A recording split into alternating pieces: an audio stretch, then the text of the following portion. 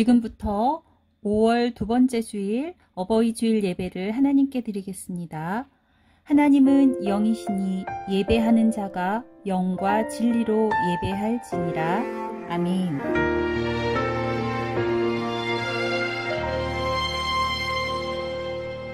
나는 하나님을 예배하는 예배자입니다.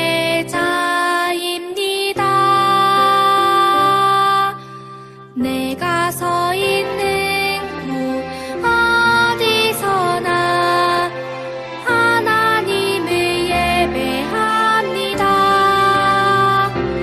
내 영혼 거룩한 은혜를 향하여 내 마음 완전한 하나님 향하여 이곳에서 바로 이 시간 하나님을 예배합니다. 사도신경으로 우리의 신앙을 고백하겠습니다. 나는 전능하신 아버지 하나님, 천지의 창조주를 믿습니다. 나는 그의 유일하신 아들, 우리 주 예수 그리스도를 믿습니다. 그는 성령으로 잉태되어 동정녀 마리아에게서 나시고 본디오 빌라도에게 고난을 받아 십자가에 못 박혀 죽으시고 장사된 지 사흘 만에 죽은 자 가운데서 다시 살아나셨으며 하늘에 오르시어 전능하신 아버지 하나님 우편에 앉아 계시다가 거기로부터 살아있는 자와 죽은 자를 심판하러 오십니다. 나는 성령을 믿으며 거룩한 공교회와 성도의 교제와 죄를 용서받는 것과 몸의 부활과 영생을 믿습니다. 아멘.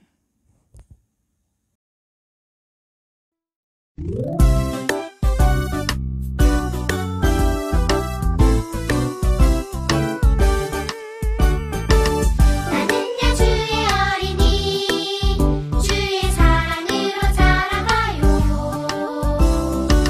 나는야 주의 어린이 주의 말씀 안에 자라가요.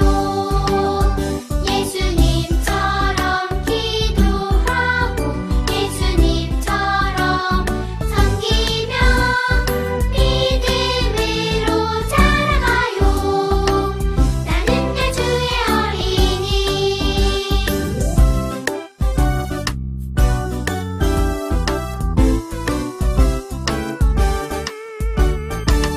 나는야 주의 어린이 주의 사랑으로 자라가요.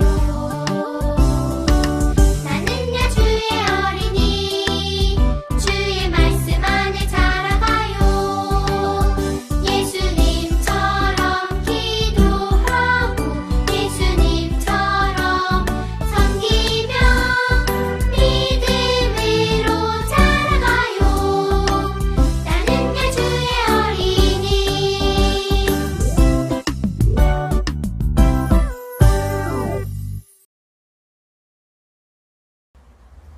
네, 다 함께 기도드리겠습니다. 사랑과 은혜가 많으신 하느님 아버지, 먼저 온라인 예배를 저희 친구들에게 허락해 주심을 감사드립니다. 우리가 함께 드려지는 이 예배의 소중함을 알고 더욱더 감사해 드려지길 원합니다. 아버지가 허락하신 지혜로 우리 사회가 코로나로부터 일상으로 회복되는 한 주가 되게 하심을 감사드립니다. 오늘 말씀을 통하여 우리 친구들이 더욱더 믿음의 자녀로 성장하길 간절히 원하고 기도드립니다. 다시 만날 때까지 우리 친구들과 선생님의 건강을 허락하여 주옵시고 이 모든 기도를 살아계신 예수 그리스도의 이름으로 기도드렸습니다. 아멘.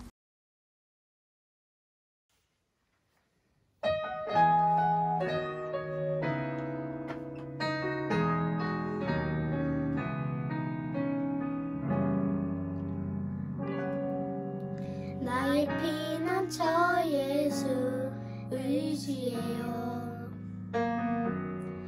나의 피난처 예수 의지해요.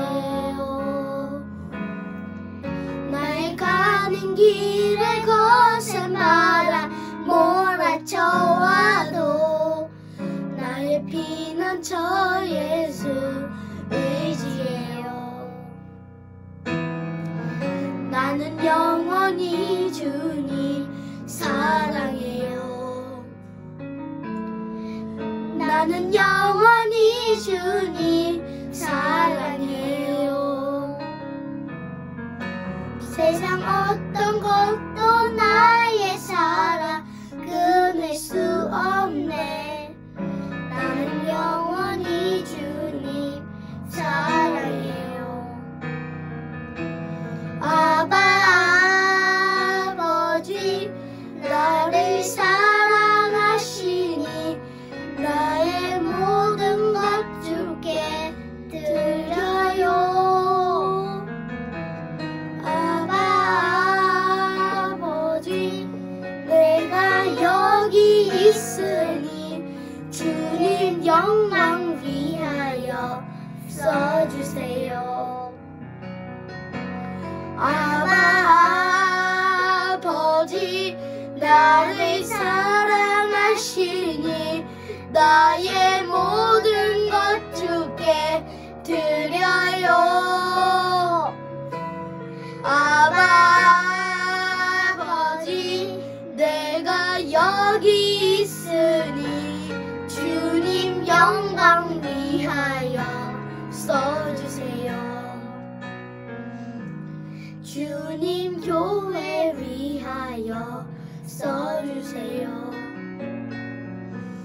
주님 나라 위하여 써주세요. 아멘. 아멘.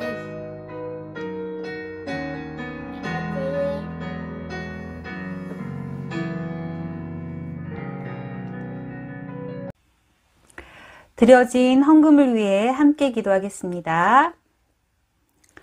하나님 아버지, 어버이 주일 예배를 드리며 정성을 다해 하나님 앞에 예물 드리게 하시니 감사함을 드립니다.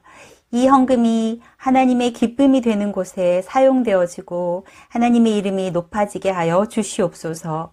우리를 낳으시고 사랑으로 길러주시는 부모님들과 친지 어른들 건강을 지켜주시고 특별히 가족들이 모두 하나님을 믿고 예배드리는 믿음의 가족들 되게 도와주시며 하시는 모든 일들을 우리 하나님 책임져 주시옵소서. 아직 코로나로 수고하고 아파하는 사람들을 고쳐주시고 돌보아 주셔서 모두에게 기쁨의 날, 감사의 시간이 속히 올 수 있도록 도와주시옵소서. 예수 그리스도의 이름으로 기도드립니다. 아멘.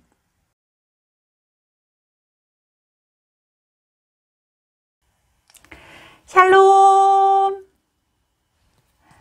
온라인 예배에 나온 모든 어린이들을 축복하고 각 가정마다 하나님의 은혜와 축복이 가득하기를 기도합니다. 오늘은 어버이 주일이에요. 지난 주 중에 목사님과 영상 보면서 카네이션 카드 그리고 효도 쿠폰 만들어서 부모님 기쁘시게 해드렸나요? 친구들이 사진도 보내주고 온 가족이 함께 했어요 라고 문자 보내주기도 했어요. 하나님께서는 우리가 부모님께 순종하고 효도하는 것이 예수님을 믿는 사람이라면 마땅하고 당연한 거라고 말씀해 주셨어요. 그래서 우리가 부모님께 효도하는 사람, 또 부모님을 공경하는 사람에게는 복을 주시고 이 땅에서 오래오래 살 수 있게 해주시겠다고 약속해 주셨어요. 그런데 만약에 어떤 사람이 에이, 어버이날, 어버이주일 매년 돌아오는데 뭐가 중요해? 라고 말하거나 내가 최고지. 부모님? 효도? 에이, 그런 거 필요 없어. 이렇게 말하는 사람이 있다고 생각해 보세요. 어린이 여러분들은 누구의 말을 듣는 것이 옳을까요? 바로 하나님 말씀대로 살아가는 것이 예수님을 믿는 사람에게는 당연한 거죠. 오늘 말씀 속에도 우리 어린이들처럼 하나님의 말씀을 듣는 것이 가장 옳아요 라고 용기 있게 말한 사람들이 나온대요. 우리 말씀 속으로 들어가 볼까요? 오늘 우리에게 주신 하나님의 말씀은 사도행전 4장 18절에서 21절까지의 말씀입니다. 함께 교독하겠습니다. 그들을 불러 경고하여 도무지 예수의 이름으로 말하지도 말고 가르치지도 말라 하니 베드로와 요한이 대답하여 이르되 하나님 앞에서 너희의 말을 듣는 것이 하나님의 말씀을 듣는 것보다 옳은가 판단하라. 우리는 보고 들은 것을 말하지 아니할 수 없다 하니 관리들이 백성들 때문에 그들을 어떻게 처벌할지 방법을 찾지 못하고 다시 위협하여 놓아 주었으니 이는 모든 사람이 그 된 일을 보고 하나님께 영광을 돌림이라. 아멘. 어린이 여러분, 예수님의 수제자 베드로를 알고 있나요? 베드로는 예수님께서 잡히셨을 때 자기도 잡히게 될까봐 두려워서 3번이나 예수님을 모른다고 말했어요. 예수님께서 십자가에 달리셨을 때는 어디엔가 숨어서 나타나지도 못했대요. 그리고 예수님의 무덤이 비어 있는 것을 보고 자신에게 실망하고 부끄러워서 고향으로 내려가 버렸어요. 사실 베드로만 그랬던 것이 아니에요. 예수님께서 십자가에 달리셨을 때는 요한만 빼고 나머지 제자들도 모두 어딘가에 꽁꽁 숨어 있었대요. 그래서 당시에 예수님을 잡아 십자가에 매달았던 사람들은 이런 예수님의 제자들을 별로 신경 쓰지 않았던 것 같아요. 그런데 오순절에 마가의 다락방에 모여있던 제자들을 보고는 깜짝 놀랐어요. 왜냐하면 그곳에 성령님께서 찾아오셨고 성령으로 가득 찬 제자들은 각각 다른 나라 말로 말했기 때문이에요. 겉모습은 예전과 똑같았지만 성령님께서 제자들 안에 가득하게 임하시니까 놀라운 성령의 능력을 드러냈어요. 이제는 겁쟁이, 무식쟁이라고 무시했던 제자들이 아니에요. 완전히 달라졌어요. 예루살렘에 태어나면서부터 못 걷게 된 사람이 있었는데 매일 다른 사람들이 성전 앞으로 데려다 주었어요. 그러면 성전 문 앞에 있다가 성전을 지나다니는 사람들에게 구걸하며 생활했어요. 하루는 베드로와 요한이 기도하려고 성전에 올라가는데 그 사람이 도와달라고 구걸했어요. 베드로와 요한이 그 사람을 유심히 바라보았더니 그 사람은 무엇을 얻으려나 기대하면서 빤히 쳐다보았어요. 그때 베드로가 은과 금은 나에게 없지만 내게 가득 있는 것을 그대에게 주겠습니다. 나사렛 예수 그리스도의 이름으로 일어나 걸으시오! 라고 말하면서 오른손을 잡아 일으켰어요. 그랬더니 그 사람의 발과 발목에 힘이 생기더니 벌떡 일어나서 걷고 뛰면서 하나님을 찬양했어요. 이 사건을 본 사람들은 깜짝 놀라서 베드로와 요한에게 몰려들었어요. 베드로는 예수님은 하나님의 아들입니다. 예수님은 다시 살아나셨습니다. 라고 용감하게 전했어요. 그랬더니 예수님을 믿게 된 사람이 남자만 5,000명이나 되었대요. 그런데 예수님의 부활을 가르치는 것을 싫어하는 사람들이 베드로와 요한을 잡아 감옥에 가두었어요. 그리고 다음 날 회의를 소집했지요.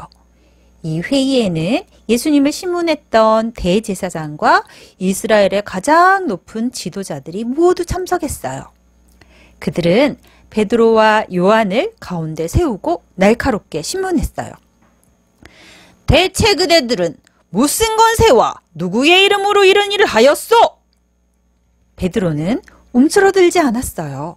오히려 성령으로 가득 차서 용감하게 말했어요. 여러분 모두가 알아야 합니다. 이 사람이 건강하게 된 것은 당신들이 십자가에 못 박아 죽인 예수, 다시 살아나신 예수 그리스도의 이름으로 된 것입니다. 여러분들은 예수님을 버렸지만 예수님 이름 외에는 구원받을 수 있는 이름이 전혀 없습니다. 회의에 참석했던 지도자들은 베드로와 요한이 용감하게 설교하고 지혜롭게 대답하는 것을 보고 놀랄 수밖에 없었어요. 그리고 예수님의 이름으로 일어나 걷고 건강하게 된 그 사람이 바로 옆에 있으니까 더 이상 트집도 잡을 수 없었대요. 그래서 더 이상 소문이 퍼지지 못하도록 앞으로는 절대 예수의 이름으로 말하지도 가르치지도 말라고 경고했어요. 그때 베드로와 요한이 더욱 당당하게 대답했어요. 우리가 하나님 말씀 듣는 것이 옳겠습니까? 아니면 당신들의 말을 듣는 것이 옳겠습니까? 성령으로 가득 찬 제자들은 더 이상 겁쟁이가 아니었어요. 어린이 여러분, 이제 베드로와 제자들은 더 이상 겁쟁이가 아니에요.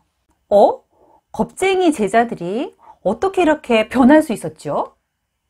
그건 바로 제자들의 마음 속에, 생각 속에 성령 하나님이 가득 차 있었기 때문이에요. 그래서 사람들의 나쁜 말, 나쁜 생각 따라가지 않았어요. 하나님의 말씀에만 순종해서 용기 있게 예수님을 전하는 생활을 할 수 있었대요. 오늘 예배를 드리고 있는 우리 어린이들의 마음속에는 무엇이 가득 들어있나요? 일주일 동안 생활할 때 우리의 말 속에, 생각 속에, 행동 속에 성령님을 가득 채워 보세요. 혹시 하나님께서 미워하는 것이 내 안에 있으면 내 마음의 방을 청소하는 것처럼 하나씩 꺼내서 정리하고 치워보세요. 그리고 하나님이 기뻐하시는 것들로 가득 채워보세요. 그럼 성령 하나님께서 우리를 도와주신답니다. 오늘은 특별히 어버이 주일이에요. 하나님께서는 우리가 부모님을 공경하고 효도하는 것을 기뻐하신대요. 부모님을 공경하는 것은 하나님을 공경하는 것과 똑같아요. 혹시 예수님을 믿지 않는 부모님이 계시다면 기도하고 용기를 가지고 예수님을 전해보세요. 그리고 또 하나, 일주일 동안 생활할 때 부모님께서 말씀하시면 즉시 무조건 네, 예스 라고 대답해 보세요. 성령 하나님께서 우리를 도와주실 거예요. 우리 가정에 사랑과 행복과 감사가 가득하게 바꿔주실 거예요. 함께 기도하겠습니다. 하나님 아버지, 예배드리는 우리 모두에게 성령님으로 가득 채워주세요. 우리의 눈빛 속에, 말 속에, 행동 속에 믿음이 드러나고 예수님의 사랑이 표현될 수 있도록 은혜 내려주세요. 특별히 일주일 동안 생활할 때 우리 마음속에 더럽혀진 부분이 있다면 마음의 방을 깨끗하게 청소하게 하시고 하나님 말씀을 듣고 순종하는 것이 당연한 삶, 성령님의 은혜로 행복 가득한 가정이 되게 도와주세요. 예수님의 이름으로 기도드립니다. 아멘. 이제는 우리 주 예수 그리스도의 은혜와 아버지 하나님의 크신 사랑과 하나님의 말씀을 듣고 깨닫고 용기 주시는 성령님의 도우심이 이 시간 예배드린 우리 모든 어린이들과 부모님들과 가족들의 모든 삶의 자리마다 기도의 제목들마다 영원토록 함께 하시기를 축원하옵나이다. 아멘.